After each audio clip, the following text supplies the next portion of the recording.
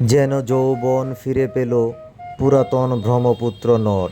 গাজীপুরের কাপাসিয়ার বিভিন্ন অঞ্চল থেকে বাঁশ বোঝাই করে ট্রলারে নিয়ে যাওয়া হচ্ছে ভৈরব বা অন্য কোথাও। নদের এক পাশে নরসিংদীর মনোহরদী উপজেলার চরমান্দালিয়া ইউনিয়ন, অপর পাশে কটিয়াদী উপজেলা। দুই উপজেলার মানুষের যাতায়াতের প্রধানতম এই সেতুটি। এটি একটি সেতুই নয়, বরং দুই উপজেলার মানুষের এক মেলবন্ধন।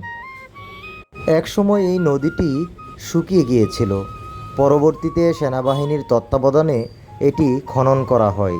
যদিও নদীর পূর্বের অবস্থা ফিরে আসেনি, তবু কম হয়নি। শুকনো সময়ও পানি থাকে সব সময়, তবে বর্ষায় অতিবৃষ্টিতে নদী যেন পুরনো যৌবন ফিরে পায়। গাজীপুরের শীতলক্ষ্যা নদ থেকে ভৈরব পর্যন্ত মেঘনায় মিলিত হয়েছে। প্রকৃতির কারণে চারদিকে অনন্য সৌন্দর্য।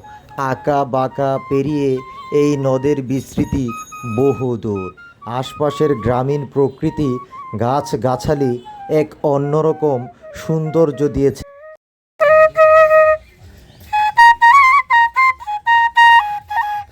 এবং জীবনানন্দ দাশের ধানসিঁড়ি কবিতার সাদৃশ্য